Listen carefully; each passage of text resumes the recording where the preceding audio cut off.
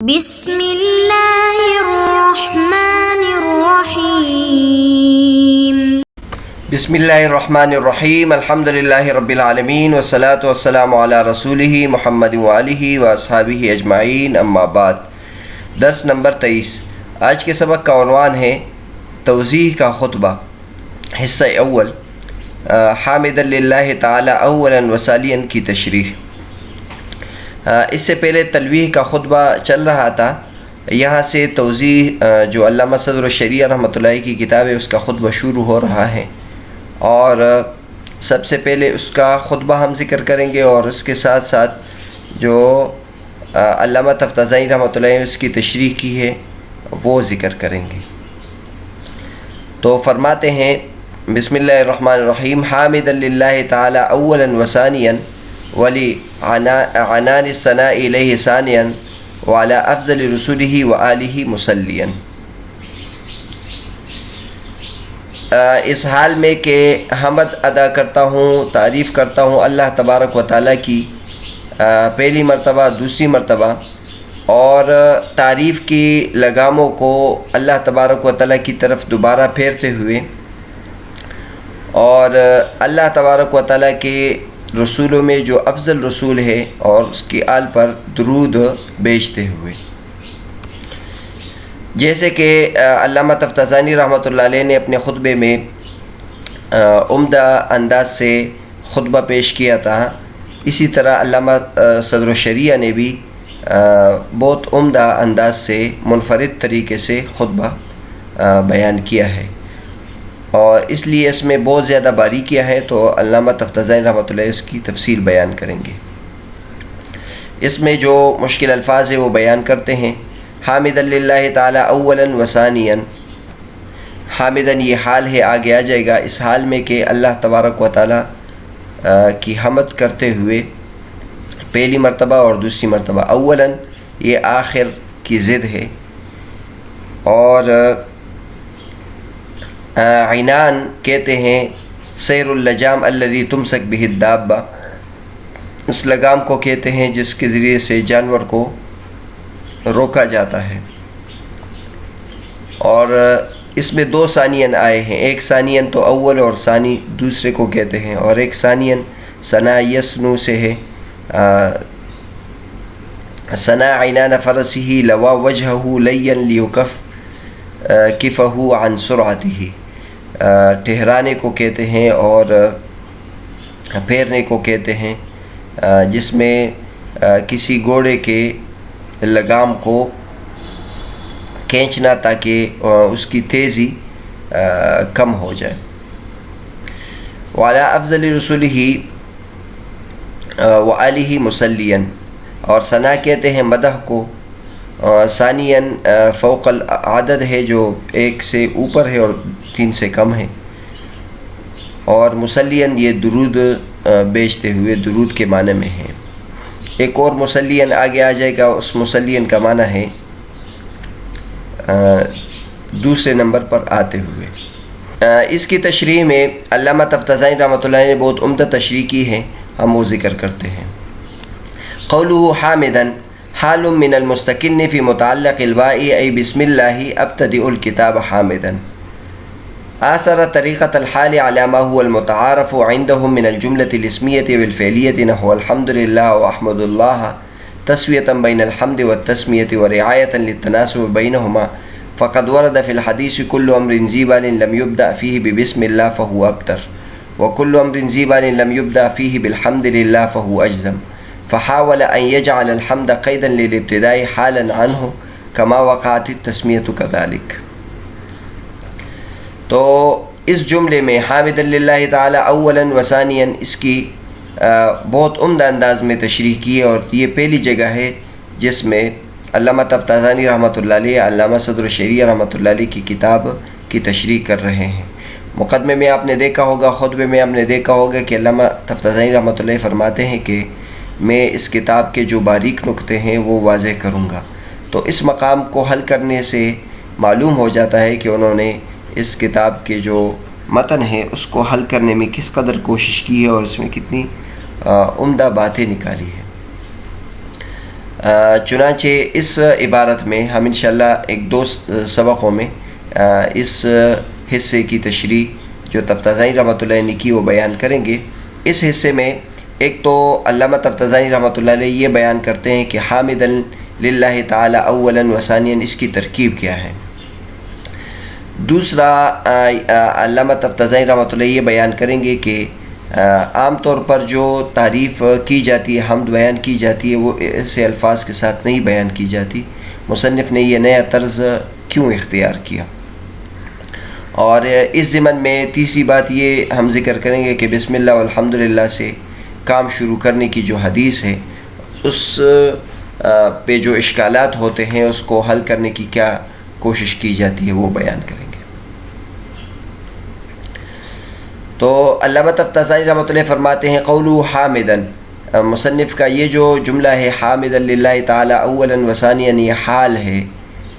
من المستکن فی متعلق الباء،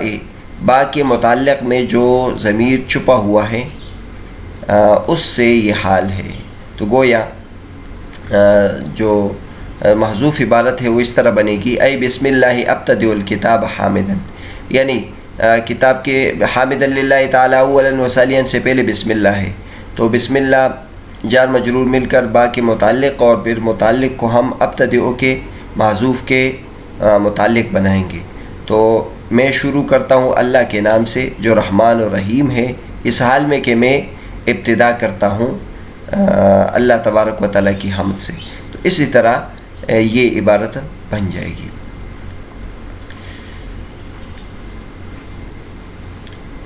اور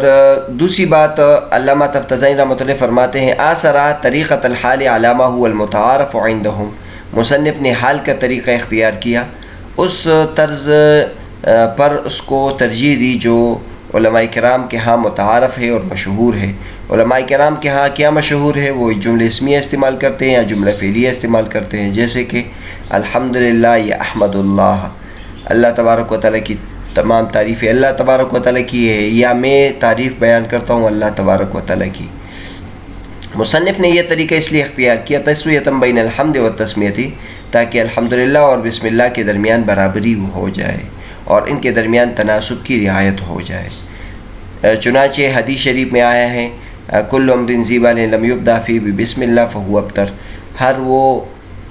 محتم بالشان امر اور اہم چیز، اہم بات جس کی ابتدا بسم اللہ سے نہ کی جائے تو وہ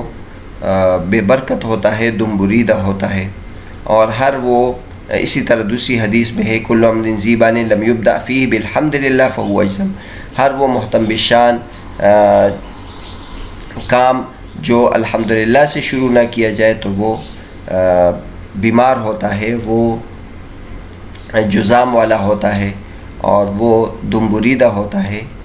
اور وہ بے برکت ہوتا ہے۔ فحاولا، بس مصنف نے کوشش کی کہ وہ حمد کو قید بنائے ابتدا کے لیے اور اس سے حال بنائے، جیسے کہ بسم اللہ اسی سے قید ہے، قید واقع ہوئی ہے۔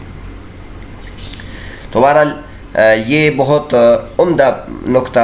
علامہ تفتازانی رحمۃ اللہ علیہ نے بیان کیا ہے۔ عام طور پر آپ نے کتابوں کے شروع میں ایک بحث پڑھی ہوگی، جب ہم کسی کتاب کی ابتدا کرتے ہیں تو شروع میں بسم اللہ لاتے پھر الحمدللہ لاتے ہیں، تو اس پر ایک اشکال یہ ہوتا ہے کہ ایک حدیث میں ہے کل امر ذی بال لم یبدأ فیہ بسم اللہ فہو ابتر، ہر وہ محتم بشان چیز جس کو بسم اللہ سے شروع نہ کیا جائے وہ بے برکت ہوتا ہے، اور ایک حدیث میں ہے کہ الحمدللہ سے شروع نہ کیا جائے تو وہ بے برکت ہوتا ہے۔ تو اگر بسم اللہ سے ہم شروع کرتے ہیں تو الحمدللہ سے شروع کرنا لازم نہیں آتا، اور اگر الحمدللہ سے شروع کرتے ہیں تو پھر بسم اللہ سے شروع کرنا لازم نہیں آتا۔ تو اس کو کس طریقے سے ہم یعنی اس میں تطبیق کریں گے؟ تو دیگر جو علماء کرام ہیں وہ عام طور پر اس کا جواب یہ دیتے ہیں کہ وہ بسم اللہ سے شروع کر دیتے ہیں اور اس کے بعد الحمدللہ لاتے ہیں۔ وہ کہتے ہیں کہ ہم نے دونوں حدیث پر عمل کیا، بسم اللہ کو شروع میں ذکر کر دیا، یہ ابتدائی حقیقی ہے، اور جو الحمدللہ بعد میں ذکر کی ہے تو وہ بھی اگرچہ بسم اللہ کے بعد ہے لیکن وہ آگے دیگر مباحث کی بنسبت پھر بھی مقدم ہے، تو وہ بھی شروع میں ہے، تو یہاں ابتدائی اضافی ہو جائے گا، تو لہٰذا دونوں حدیث پر عمل ہو جائے گا۔ لیکن ان سب سے الگ بالکل مصنف علامہ صدر الشریعہ رحمۃ اللہ نے ایسا کام اختیار کیا کہ یہ اعتراض ہی واقع نہ ہو جائے کہ ان میں سے ایک پہلے ذکر کیا ہے دوسرا بعد میں ذکر کیا ہے. انہوں نے ایسا کیا کہ ایک جملے کے اندر بسم اللہ بھی ذکر کر دیا اور ایک جملے کے اندر الحمدللہ بھی ذکر کیا. تو اسی طرح کوئی یہ نہیں کہہ سکتا کہ یہ الگ الگ جملے ہیں، اور ظاہر جملے جب ہوتے ہیں وہ ایک دوسرے کے بعد آتے ہیں. ایک جملہ پورا ہوتا ہے اس کے بعد دوسرا جملہ آتا ہے. عام طور پر جو علماء کرام ذکر کرتے ہیں تو وہ تو بسم اللہ کو ابتدیوں کے متعلق کر دیتے ہیں، وہ جملہ پورا ہو جاتا ہے. پھر الحمدللہ الحمد مبتدا اور للہ رب العالمین یہ خبر ہو جاتی ہے، ایک جملہ اسمیہ بن جاتا ہے. لیکن مصنف نے ایسا کیا کہ دونوں کو اکٹھے ایک جملے میں داخل کیا. اور یہ حضرات کو معلوم ہوگا کہ ترکیب بالکل جتنے بھی متعلقات ہیں وہ سب سے مل کر آخر میں وہ ایک ہی جملہ بن جاتا ہے. تو گویا مصنف نے یہ جملہ اس طرح بنایا، بسم اللہ ابتدئ الکتاب حامدا، یعنی میں بسم اللہ سے الحمدللہ سے بیک وقت شروع کرتا ہوں. تو اس طرح وہ جو اشکال تھا وہ اشکال ختم ہو گیا. تو عام طور پر ابھی تک جتنے بھی علماء کرام ہیں کسی کا ذہن اس طرف نہیں گیا. علامہ صدر الشریعہ رحمۃ اللہ علیہ نے یہ طرز اختیار کیا تاکہ کوشش ہو جائے کہ دونوں میں برابری آ جائے. آثر طریقۃ الحال علامہ هو المتعارف عندهم من الجملۃ الاسمیہ والفعلیہ، مصنف نے حال کا طریقہ اختیار کیا اور جو علماء کرام کے ہاں متعارف طریقہ تھا جملہ اسمیہ یا جملہ فعلیہ کا، الحمدللہ یا احمد اللہ کا، مصنف نے اس طریقے کو ترجیح دی تسویۃ بین الحمد و تسمیۃ، تاکہ الحمدللہ اور بسم اللہ کے درمیان برابری ہو جائے اور ان کے درمیان تناسب کی رعایت ہو جائے. اس لیے کہ حدیث شریف میں تو یہ آیا ہے فحاول ان يجعل الحمد قیدا للابتداء، مصنف نے کوشش کی کہ حمد کو ابتدا کی قید بنائے اور اس سے حال بنائے، جیسے کہ تسمیہ بھی اس سے ایک متعلق ہے اور ایک حال ہے یا ایک مفعول بھی ہے یا جو بھی ہے، با حرف جر اور اسم مضاف اور اللہ مضاف الیہ اور یہ مضاف الیہ مل کر جار کے مجرور بن جائے گا اور پھر یہ متعلق بن جائے گا. تو ترکیب جب ہم کرتے ہیں تو سارے متعلقات فعل فاعل مفعول بھی کو اکٹھے کرتے ہیں اور آخر میں ایک ہی جملہ فعلیہ بناتے ہیں. اس عبارت میں جو مشکل الفاظ ہیں وہ ذکر کرتے ہیں. مستقن کا لفظ آیا ہے، استقنا یستقن سے ہے، استقن الشخص والحیوان استتر ورجع الی کنہ، کہ کوئی شخص چھپ جائے یا اپنے کن کی طرف چھپنے کی جگہ کی طرف جائے تو اس کو کہتے ہیں استقن. تو جو ضمیر ہوتا ہے وہ چھپا ہوا ہوتا ہے اس لیے اس کو مستقن کہتے ہیں. دوسرا لفظ آیا ہے آثرا، آثر یسر ایثارا، کسی چیز کو ترجیح دینا اور اس کو پسند کرنا، اس کو فضیلت دینا، اس کے معنی میں. وَيُسِرُونَ عَلَىٰ أَنفُسِهِمْ وَلَوْ كَانَ بِهِمْ خَصَاصَةٌ، وہ اسی سے. ذی بالن کا لفظ آیا ہے، ذی بالن مہم چیز کو کہتے ہیں، اور غیر ذی بال اس کا مطلب آتا ہے لا اہمیت لہو، ایسی چیز جس کی اہمیت نہ ہو. ابتر کا لفظ آیا ہے، ابتر مقطوع ضم کو کہتے ہیں، مقطوع الید یا مقطوع الرجل کو بھی کہتے ہیں، جس کا ہاتھ کٹا ہوا یا پیر کٹا ہوا ہو یا دم کٹی ہوئی ہو. تو جس جانور کا دم کٹا ہوتا ہے وہ عیب دار سمجھا جاتا ہے، اس لیے یہ لفظ استعمال کیا جاتا ہے. اس طرح اجزم کا لفظ آیا ہے تو اجسم کہتے ہیں مصابن بداء الجزام، جو کوڑ کی مرض میں مبتلا ہو اس کو اجزم کہتے ہیں. یا اجزم بمانے ابتر بھی استعمال ہو سکتا ہے کہ جس کی دم کٹی ہوئی ہو. فحاول ان يجعل الحمد قیدا للابتداء حالا عنه كما وقعت التسمیۃ، یہاں حاول کا لفظ ہے، حاول یحاول کا معنی کوشش کرنا. طلبہ بالحیل، کسی چیز کو حیلوں کے ساتھ طلب کرنا، یعنی اس کے لیے تدبیر اختیار کر کے ایک کام سر انجام دینا. ای بوسائل بارعہ ابتغاء الوصول الی المقصود، ایسے اچھے وسائل استعمال کر کے تاکہ مقصود کی طرف انسان پہنچ جائے. حاول یحاول، کی کوشش کر کے ایک کام سر انجام دینا. تو بہرحال آج کے سبق میں ہم نے یہ جو عبارت ہے حامدا للہ تعالی اولا و ثانیا ولعنانی ثناء الیہ ثانیا وعلی افضل رسولہ وعلیہ مصلیا، انشاءاللہ اس کی مکمل تشریح ابھی مکمل نہیں ہوئی، وہ آگے 2-3 سبقوں میں مزید آ جائے گی. آج کے سبق میں ہم نے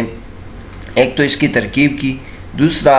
یہ وجہ بیان کی کہ مصنف نے علامہ صدر الشریعہ نے یہ طریقہ کیوں اختیار کیا کہ وہ حال بناتے ہیں حمد کو ابتدئ کا، تو اس کی وجہ بیان کر دی کہ مصنف اس اشکال سے اپنے آپ کو بچاتے ہیں جو حدیثوں کے درمیان آتا ہے کہ ایک حدیث میں بسم اللہ کے بارے میں آیا ہے کہ بسم اللہ سے شروع کرنا چاہیے، اور ایک میں الحمدللہ کے بارے میں آتا ہے کہ اس سے شروع کرنا چاہیے۔ اس سب کے باوجود یہ بات اپنے ذہن میں رکھیں، آگے جا کے ہم انشاءاللہ اس کو بیان کریں گے کہ یہ تشریح اس صورت کے مطابق ہے جب کہ اس حدیث میں یہ بات ثابت ہو جائے کہ ایک حدیث میں بسم اللہ کا ذکر ہے اور ایک حدیث میں الحمدللہ کا ذکر ہے۔ لیکن اگر ہم محدثین کو دیکھ لیں تو محدثین کے پیش نظر یہ ہے کہ جن روایات میں بسم اللہ کا ذکر ہے وہ درست نہیں ہے، وہ شاذ ہے، اس میں راوی سے غلطی ہوئی ہے، در حقیقت اس میں بھی الحمدللہ کا ذکر ہے۔ تو گویا یہ حدیث صرف الحمدللہ کے بارے میں ہے۔ کل امر ذی بال لم یبدأ بحمد اللہ فہو ابتر، یہ صرف الحمدللہ کے بارے میں، اور اس کے بارے میں علامہ احمد الغماری رحمۃ اللہ علیہ مستقل رسالہ لکھا ہے، الاستعاذہ والحسبلہ ممن صح حدیث البسملہ۔ اس طرح محمد بن جعفر القطانی نے بھی اس پر رسالہ لکھا ہے۔ لیکن اگر یہ بات بھی درست ہو کہ یہ حدیث صرف الحمدللہ کے بارے میں ہے، پھر بھی اشکال برقرار رہتا ہے۔ اشکال اس لیے برقرار رہتا ہے کہ ٹھیک ہے اس حدیث میں الحمدللہ کا ذکر ہے، لیکن قرآن سے معلوم ہوتا ہے کہ بسم اللہ سے شروع کرنی چاہیے۔ اس طرح بہت زیادہ حدیث سے ایسا معلوم ہوتا ہے کہ کوئی بھی کام ہو بسم اللہ سے شروع کرنا چاہیے۔ تو بسم اللہ اور الحمدللہ کے بارے میں تعارض تو ہے، لیکن اس تعارض کو اس طریقے سے بیان کرنا کہ اس حدیث میں ایک حدیث میں الحمدللہ کا ذکر ہے، ایک حدیث میں بسم اللہ کا ذکر ہے، یہ درست طریقہ نہیں ہے۔ تو درست طریقہ یہ ہے کہ اس حدیث کا کل امر ذی بال لم یبدأ بحمد اللہ، اس کا تعارض قرآن سے ہے، اور قرآن میں دو طریقوں سے قرآن کے ساتھ ہے کہ ایک تو قرآن مجید میں ہے انہ من سلیمان و انہ بسم اللہ الرحمن الرحیم، اس میں خط کا طریقہ اللہ تبارک و تعالیٰ نے یہ بیان کیا کہ شروع میں بسم اللہ آنی چاہیے، اور اس طرح خود قرآن مجید کو بھی دیکھ لے تو شروع میں بسم اللہ ہے، پھر الحمدللہ ہے، اور اس طرح اس میں اجماع بھی ہے کہ اب تک جتنے بھی علماء کرام جب کوئی کام شروع کرتے تو بسم اللہ شروع میں لاتے اور پھر الحمدللہ بھی لاتے ہیں۔ تو تعارض ہے، اس لیے اس تعارض کو دور کرنے کے لیے علامہ صدر الشریعہ رحمۃ اللہ علیہ نے یہ طریقہ اختیار کیا کہ دونوں سے بیک وقت اپنی کتاب کی ابتدا کی۔